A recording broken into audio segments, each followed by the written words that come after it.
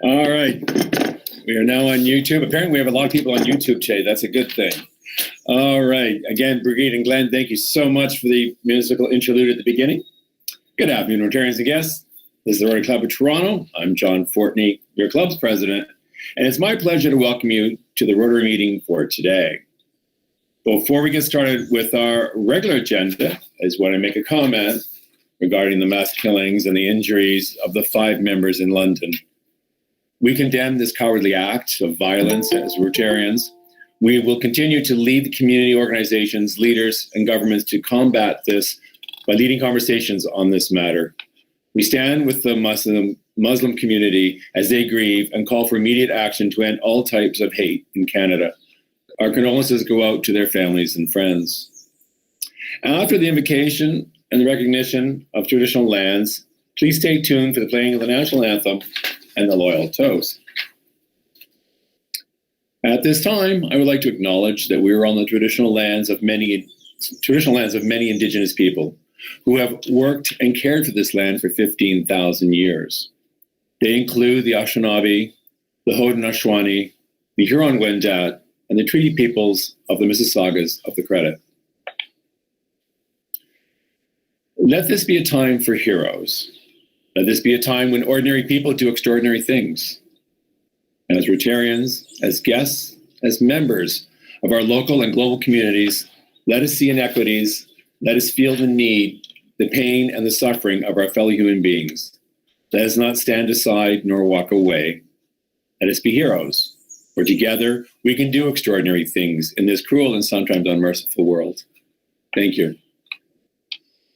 Ladies, now our national anthem. You can stand if you are able. Thank you.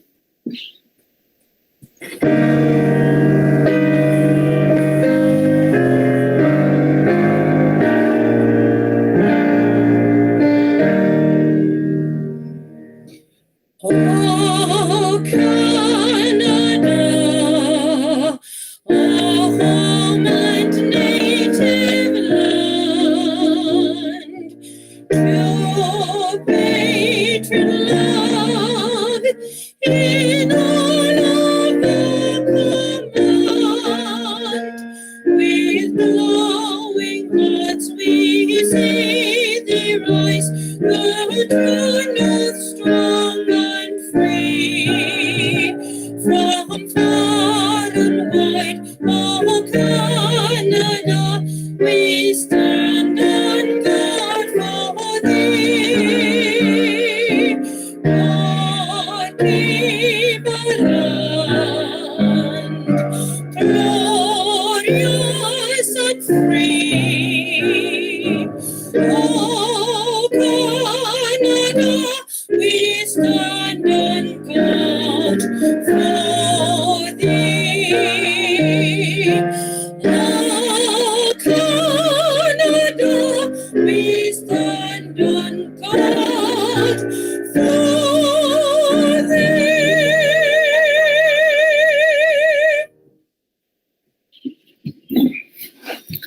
Ladies and gentlemen, the Queen. Please be seated. If you're standing, that is. Thank you, Brigitte and Glenn. Rotarians and guests, it's now my time to introduce the head table. I'm pleased to have the following people with me today. Joseph Tubbs, a Rotarian since 2020, classification, construction. Joseph is a Red Seal tradesman with Leuna, Local 183, and he'll be our Let's Be Personal speaker for today. Neil Phillips, a Rotarian since 1998, classification, logistics management. Neil is president of DGN Marketing Services Limited, a past club president and past district governor. He will be host to our guest speaker today, who is Bill Redelmeier, who will be more formally introduced shortly. Ladies and gentlemen, your head table.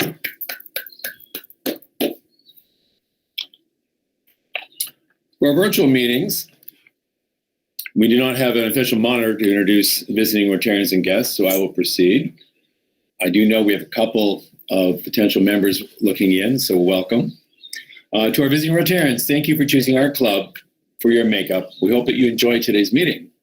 To our guests, welcome to this virtual meeting. Please feel free to contact our office to find out how you may be able to make a difference by joining us. Rotarians, please welcome our visitors in the tradition of our great club.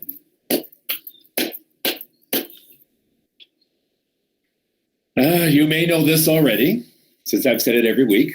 In case you do not, you should be aware that these virtual Rotary meetings, that if you have your video camera on, that you may show up on YouTube, Google Meet recordings, or the live streaming.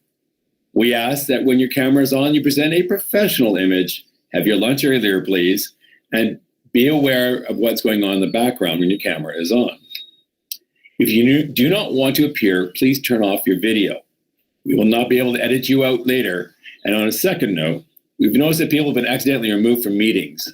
If you click on a person's pictures during the meeting, it may accidentally knock them off. So please don't do that. Now it is time for our Let's Be Personal. Oh, sorry, I've got another last minute announcement just to fill in here.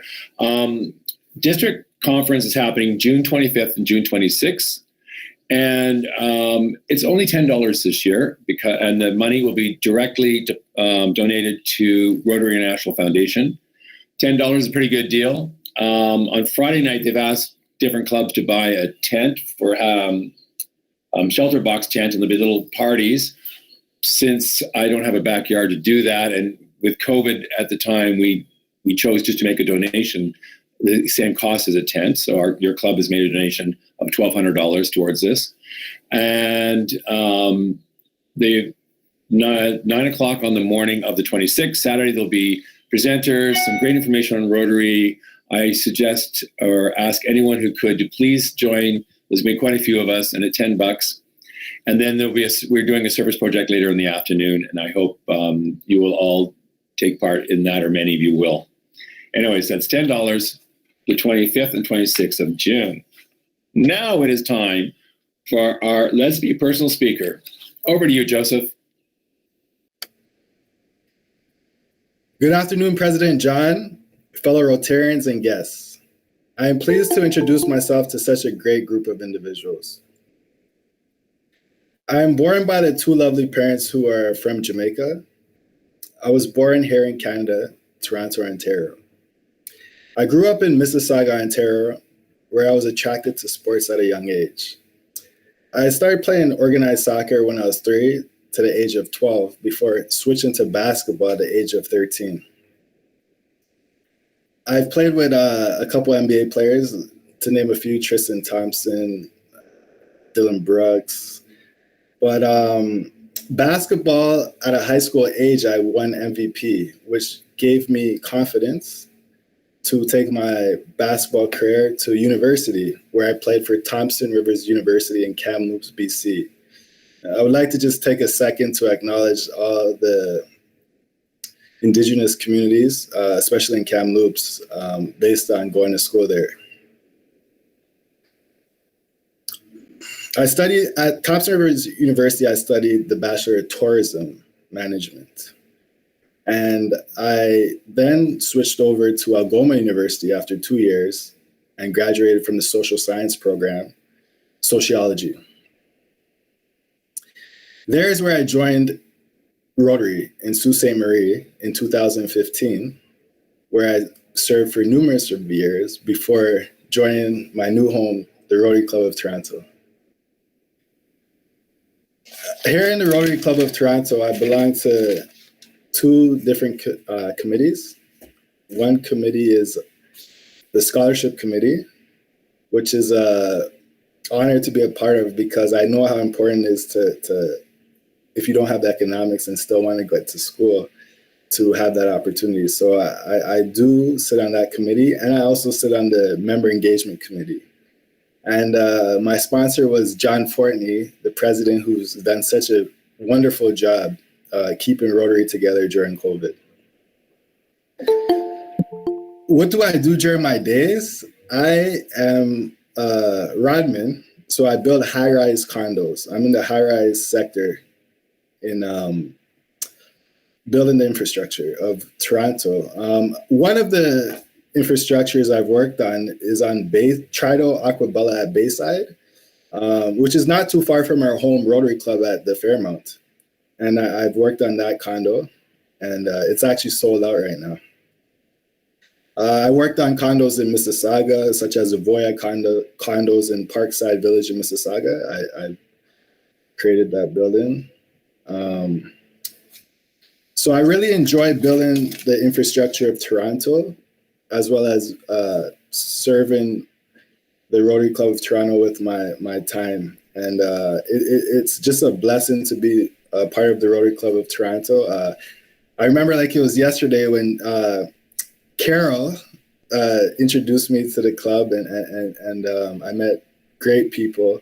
And I just want to give a special thanks to John Fortney, who's just a great man and did a wonderful job as president. And that is my Let's Be Personal speech. I hope we can get together and you guys could get a little more personal with me. But for now, back to you, John.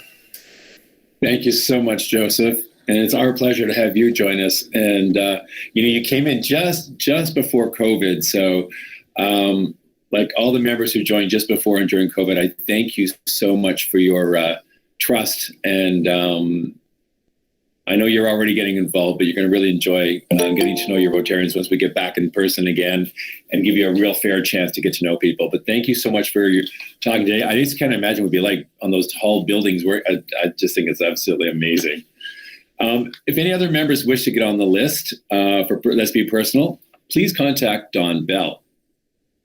It is now time for our guest speaker introduction, and I'd like to pass things over to past President Neil Phillips. Over to you, Neil. Thank you, President John. If the past year or two has taught us anything, it's the importance of the environment, of our health, of the community, and economic health, and in fact, how all of those are intertwined. Today's guest speaker, Bill Redelmeier from Southbrook Farms Winery, speaks to all of that. Not only does Southbrook produce great wine, but they set a fantastic example for how companies can thrive addressing all of the issues I mentioned above. His longer bio is in The Voice, so I'm not going to waste your time for me to read that. I'd much rather have you listen to Bill. Welcome, Bill Redelmeier. Over to you. Thank you very, very much, Neil, and thank you to the Rotary Club of Toronto for this opportunity. Just a little bit of background. I was a member and the president of the Richmond Hill Rotary Club in the 80s and the 90s. And the Toronto Club was what we all wanted to be when we grew up. So the opportunity to speak to you is fabulous. Now, one of the things that I've discovered is that people would much rather ask me questions than have me sit here and pontificate. So I'm going to leave a fair bit of opportunity. Please send questions in and then I can answer them, because I'm never sure what people are interested in. Sustainability and community is really what we're about, and I'm hoping that we as a society have discovered that over the past 14 or 15 months. I always like to think that some good will come out of everything that happens, and I think this is a wonderful opportunity for us to think about where we are, and when things become more normal. I get my second shot next week. As things get back towards what we think of as normal, it would be a wonderful opportunity to make some changes, and whether it's with basically anything, whether it's sustainability and the environment. To me, I'm hoping we do not lose this opportunity. Another quick note for those of you, if you think, oh, I know a Redelmeier somewhere, I can guarantee that I am related to whoever you know. We've done a little bit of search, but my father's family came to Toronto in the 1940s. And we've been sort of around, and whether it's my father, my uncles, my aunts, basically we've always had the Rotary idea of may we be consumed in service as something we wanted to do to make contributions to the community. Southbrook was started by my wife and myself about 40 years ago up in Richmond Hill, which was where the old family farm was. Roadside market where we realized quickly we couldn't compete with the supermarkets on price, we had to compete with quality. So everything we did had to be first-class quality, and it also had to be all about customer service. And the wine business really is a projection, and that's what follows. We moved to Niagara-on-the-Lake in about 2005, and at that point we decided to convert to organics. Southbrook is now Canada's largest organic winery. Over the years, I've used a lot of agricultural chemicals in my old days farming. Basically, I've been a farmer all my life. And we were always told, oh yeah, they're safe, they're safe. Well, maybe they're not safe. So my feeling is I do not want to ask my staff, my workers, to do anything I'm not willing to do. And I'm not willing to use those chemicals. So morally, how can I ask my staff to do it? We decided to make a statement as far as our building is concerned. So we had Jack Diamond of Diamond and Schmidt do our design for us. You can see a little bit over my shoulder. To us, it was important to make a statement. It is also Canada's first LEED Gold winery. We have a slide, which is our green map, which is really very difficult to see. So the easiest thing to do is if you go to our website, southbrook.com, and if you go to About Us and then Sustainability, this will come up. And it's just a quick way to provide a list of all of the different things, or some of the different things that we've done that we think are providing an example both to the wine industry but also to other people. Organic wine. The first rule of organic wine, if it's not good, it really doesn't matter whether it's organic or not.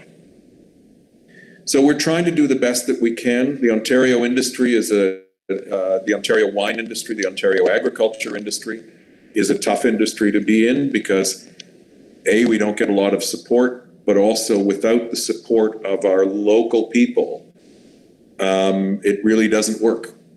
We're not going to ever be a huge exporting country unless you're going to export ice wine. But I'm not a huge ice wine fan. I don't think a lot of people consume it. So to us, it's all about dealing directly with consumers. It's actually worked out fairly well for us as far as COVID is concerned. And I know that's a horrible thing to say because for so many people, it's been devastating. But the idea of community, which is what we've been promoting since we started Southbrook 40 years ago. People have really rallied around us. And between my son, Andrew, and myself, we've hand-delivered product everywhere from London to Pickering to Newmarket. Andrew does most of the deliveries in Toronto, but we've actually been busier than we ever have been. And I dropped in yesterday at about 7 o'clock at a first-time customer's house, and delivered some wine to him. And he looked at me and he said, "You're the owner of the company." And I said, "Yes, because that's what is needed if we're going to succeed. I have to be as committed as anybody else in the winery." So it's been an interesting time. We're looking at starting to be able to reopen this weekend, or more particularly, we're actually holding off until next weekend. Again, we've decided that we're better off to do it well than to try and do it quickly. One of the things that we've done over the last few years, and especially since COVID has started, we've recognized that there are a lot of difficulties, especially in the charitable scene. It's been tough to do the standard galas and conventions. I feel sorry for John because he will be the first Rotarian president who has not actually had a meeting with all of his members. And I can't imagine, turnover night used to be one of the big events of the year, and you've neither had a turnover night to receive you, nor have you had a turnover night to hand over to Prince. So that must be, I think it's unique in the annals of Rotary. So one of the things we've been doing, because the direct delivery to consumers has been so important, we have brought some charities in and make an offer that we will donate money to charity depending on purchases. So I know I'm not supposed to advertise at a Rotarian's luncheon, but if anybody orders online and puts the word Rotary Toronto into the comments at the end of it, we'll donate 10% of that either to the Rotary Club or to a designated charity that is interested. So that's Southbrook, and it's what we stand for. I would love to have some questions, and I'm going to ask John, I think, who's doing the moderation. Thank you, Bill. I do have a couple of questions. I don't know where to start first because some really interesting ones here. I'm going to go for the heavy one first because I have no idea what it is. Can you explain biodynamic farming? So good question. Very good question. Biodynamic farming really takes farming back to its most basic roots. One of my earliest memories was helping in my mother's garden up in Richmond Hill, and she had an old retired farmer working for her who had actually started work on the farm in 1904. And it would have been spring, and I would have been just a little more than 3. I was helping him to plant peas, and this is still, believe it or not, burned in my memory. He was telling me that his grandfather, who was from Yorkshire, had told him that if you want the tops of plants, you plant during a waxing moon. And if you want the roots of plants, so carrots and potatoes, you plant during a waning moon. And you'll usually get your coldest time of each month is on the full moon. And, some of the stuff it's a little sketchy, but when you don't have all of the chemical crutches that we have today, you're looking to do anything that you can. And so biodynamics is really a compilation of all the, and I'm air quoting, old wives' tales that have been developed over the last 3,000-4,000 years of agriculture when they didn't have the scientific basis for things. They didn't have ways that you can easily solve things, chemical fertilizers or chemical pesticides. And basically, that's what a lot of biodynamics is. But the interesting thing about biodynamics, if you look at the vineyards and wineries that practice it, many of the top ones in the world are using biodynamic principles. So that's in a nutshell. It is tough to explain exactly. Yet I see somebody making a comment. Domaine de la Romani Conti, Bise Le Roi, 3, I think, of the first growth Bordeaux's, Guigal. It's that little bit extra. There was a big study done, was published over the winter, something like 15 or 20,000 wines in France, and there was a significant difference on wines that were made biodynamically. So that's the perfect thing. Come down and see us, and we can give you a longer explanation. Wow. That's absolutely fast. I like, there has to be some truth to all these wives' tales and which doesn't give it the honor because it sounds, when you use the word wives' tale, it sounds sort of, I mean? Tried and true is probably a better What we should call them is old mother's tales. Yes, yes. You made a comment about whether or not it's organic doesn't matter if it's not good. If you're making a wine that's organic and someone's making the same kind of wine that's not organic, is there a significant taste difference? Well, that was this interesting study that came out. Somebody did some PhD students in California took 3 different French wine magazines and analyzed the average mark of conventionally farmed grapes, self-judged sustainable wines, organic wines, which are always judged by a third party as being organic, and biodynamic wines. And the conventional and the self-administered wines, there was no significant difference in the average mark. But the organic wines were significantly better, and then the biodynamic wines significantly better on top of that. And so the question is, people say, is it because it's organic? Well, I can't prove it. It's a correlation, not necessarily a causation. But I say, who cares? If it is significantly better, then that's fine. Yeah. Well, I mean, it's really fun. I coincidentally had organic bacon and eggs this morning. Perfect. And they were extraordinary. And I don't know if it's just my head saying, well, they're organic, they're going to be, but there was a noticeable difference.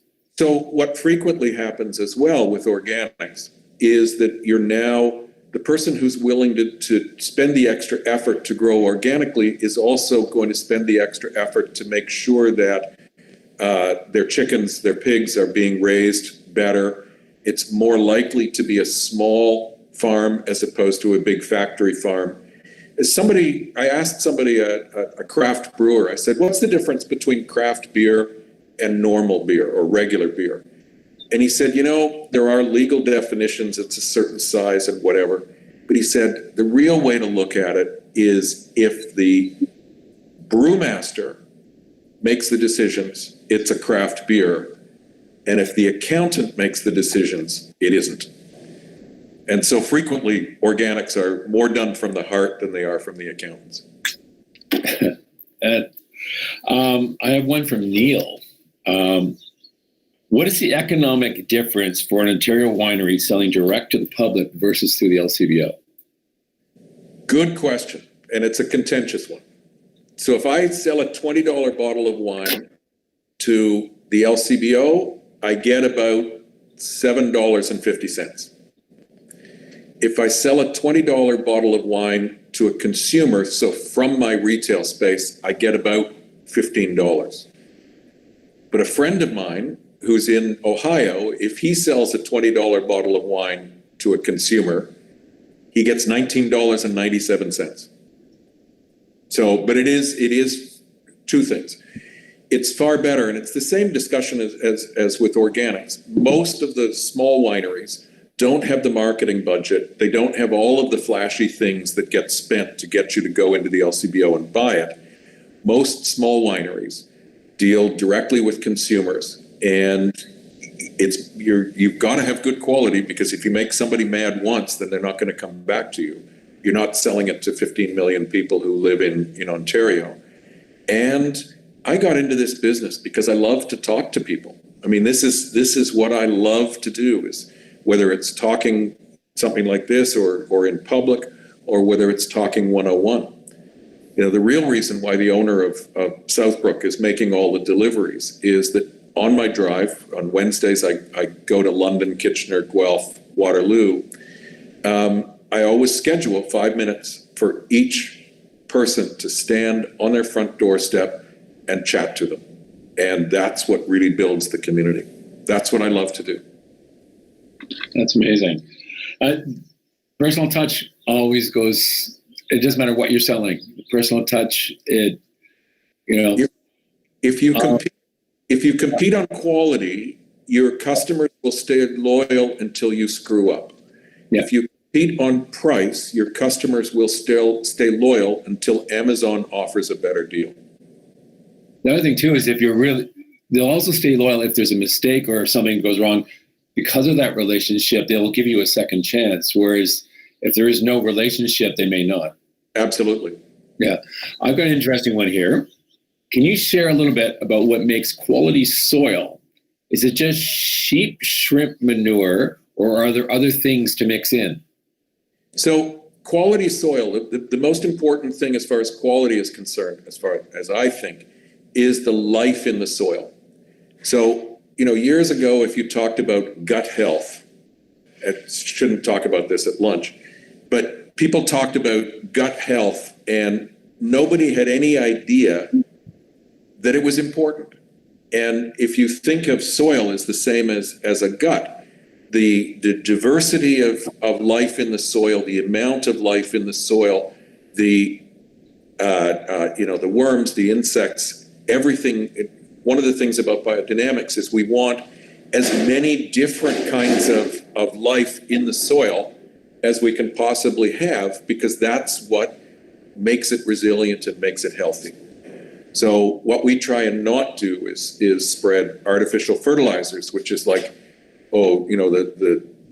you're feeling down, well, I'm going to have a couple of tablespoons full of sugar. It might give you a quick boost, but it's not going to give you long-term health. So we're looking to have as many insects and bacteria and everything else, and that diversity is what's really important. And that's what a healthy soil is. Well, anyone who's not in farming, or it's amazing the amount of science and actual knowledge just to grow a vine, just to grow a carrot, or to raise livestock. There's actually a lot of science to do it right. And it's really quite fascinating to hear you talk and hearing all the different things that go into it. It's really quite interesting. It's not simple, and any farmer who's a good farmer is passionate about what they're doing. Yeah. At your winery, do you have a restaurant, or are there rooms like an inn like some of them have?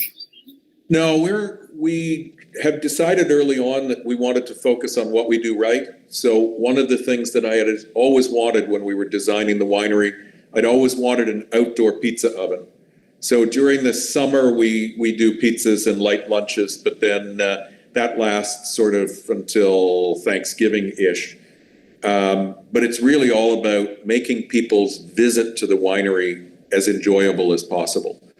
And what is now happening, that we're finding, is that with reservations, we see fewer people, but we want them to spend longer. So most people come for an hour, and we do charcuterie, pizzas, that sort of thing, but not a full-out dining room.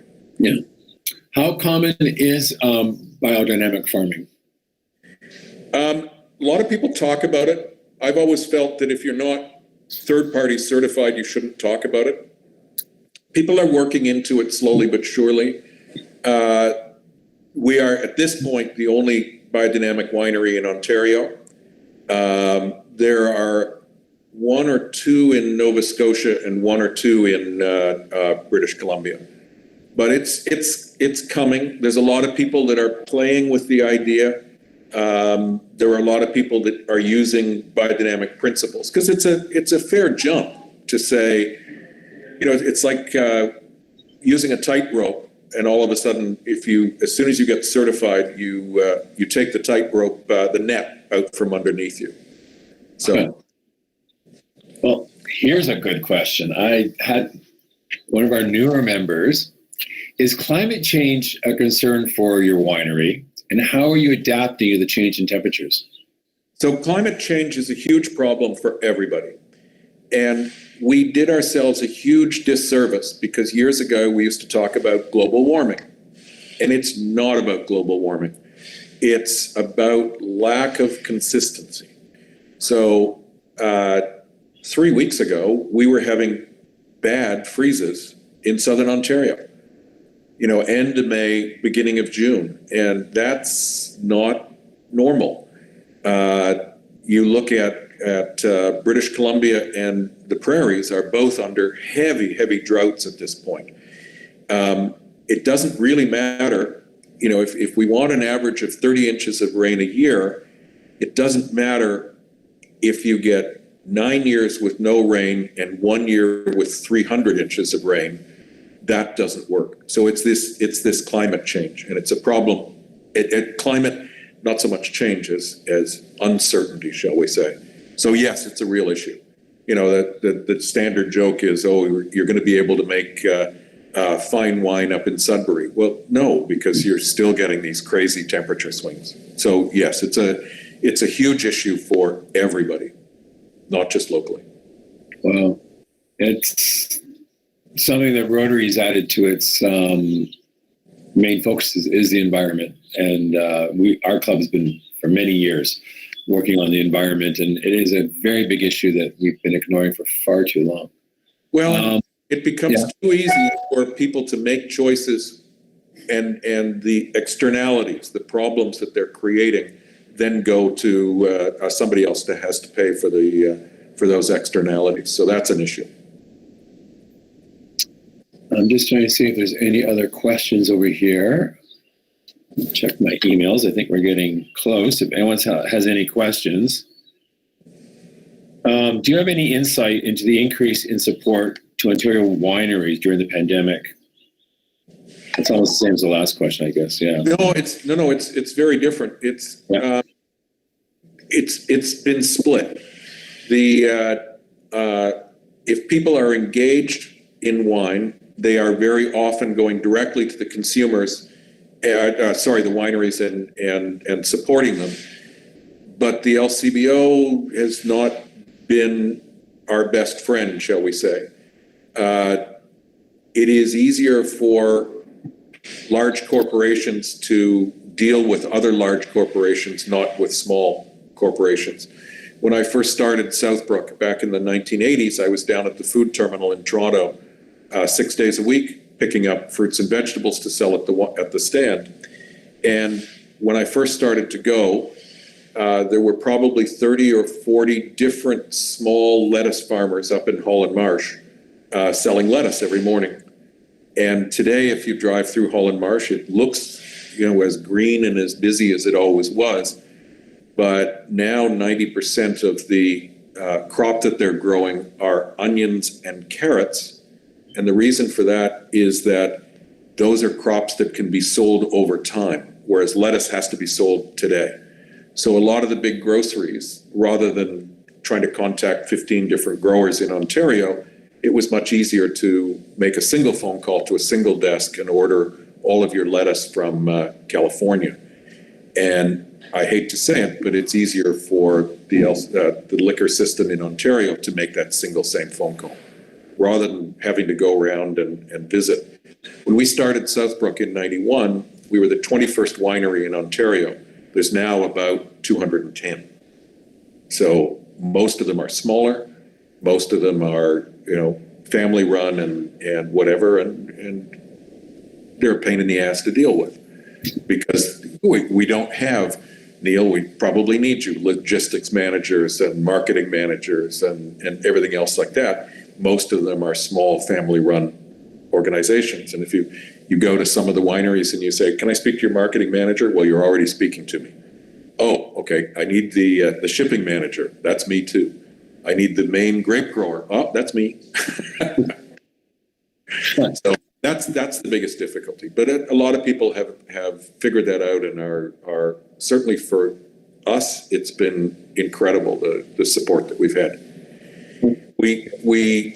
One of the things that we do, and again, it's a little bit of advertising, one of the things we do is our marketing. Basically, we send a newsletter out each week, and it's frequently written as I'm in my head, not physically, as I'm driving around Southern Ontario, because I do get a lot of time to think. And it's philosophy and how we can make Ontario, and I think Canada, and I think the world, a better place. Excellent. The world needs more entrepreneurs, that's for sure. There's a question here. I don't understand it, so that means it's a good question. Any thoughts on natural wines, or is it just a current hipster craze? So I'm not sure what natural means versus... Okay, so one of the problems with natural wines is they refuse to be identified or certified or classified. But natural wines are lower intervention wines. Our feeling is for natural wines, they should be certified organic and hopefully biodynamic. So we are now one of the industry leaders. This is one called, it's an orange wine, not orange because it's got any oranges in it. Basically what this is organically grown grapes. Some of them are organic, some of them are biodynamic, picked, crushed, allowed to ferment on their skins with nothing added or taken away. So no sulfur, no yeast food is added to it. It's racked, so it's not filtered, and it ends up being cloudy. And Quebec seems to be years ahead of Ontario. I love dealing with the Société d'Alcool de Québec, the SAQ, because they keep coming to us and saying, please, sir, can we have some more? We've shipped about, the last truckload was 1,200 cases, which is about 10% of our annual production to Quebec. So natural wine usually refers to nothing added, nothing taken away, no sulfur, and should be unfiltered as well. So that's kind of natural in a nutshell. All right. Well, I think one last question. With all your years at Southbrook, does one bottle you produced 1 year stand out for you personally? Oh, I'm going to get my younger son mad at me. We have two boys. One was born in 1991. One was born in 1994. My wife had a significant birthday year before last. And she finally said to Andrew, our older son, who's a sommelier, yeah, you can do the wine. It was a small dinner party at a local restaurant. So we had some interesting wines, but just before the red wines appeared, both of the boys disappeared. My wife had no idea what we were doing. And they both reappeared with a bottle of their birth wine. So we had put away a couple of cases of Southbrook Cab Merlot from 1991 and from 1994. And so this was in 2019.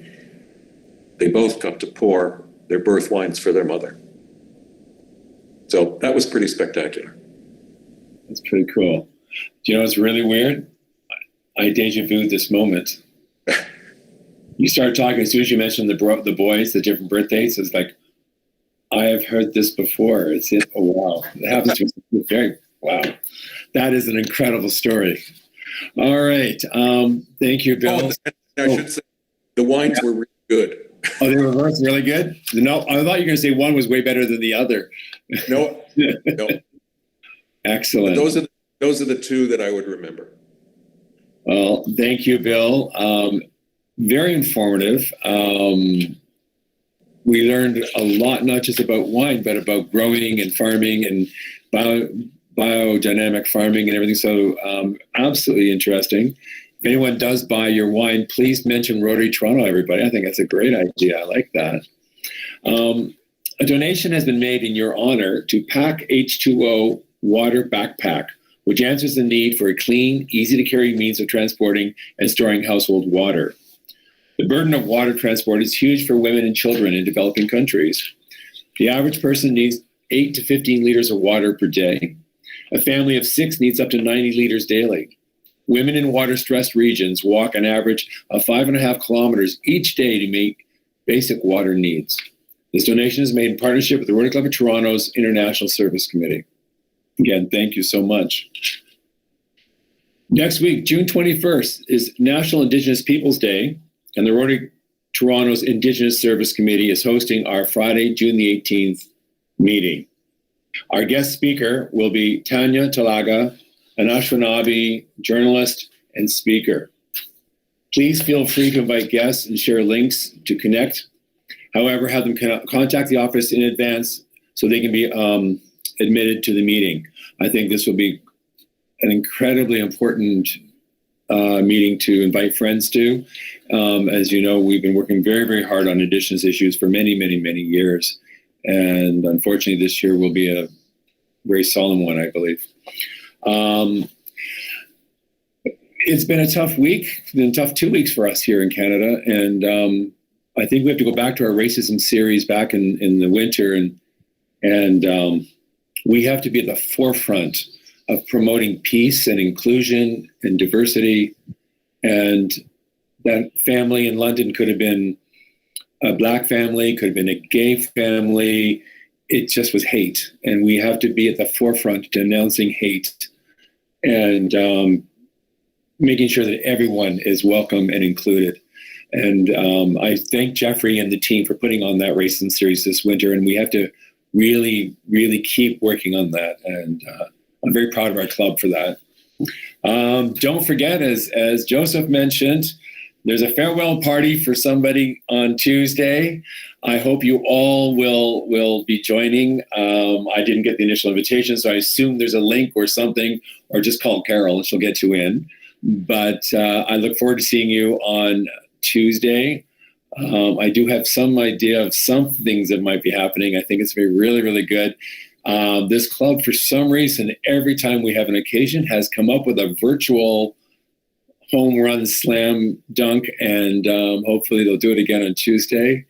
I love the ingenuity and the enthusiasm that you guys put into everything, and I thank you in advance, putting the pressure on you guys. Annie, Sandra, Jeffrey. So I would like to thank everyone for attending today's meeting. The meeting is adjourned. See you Tuesday.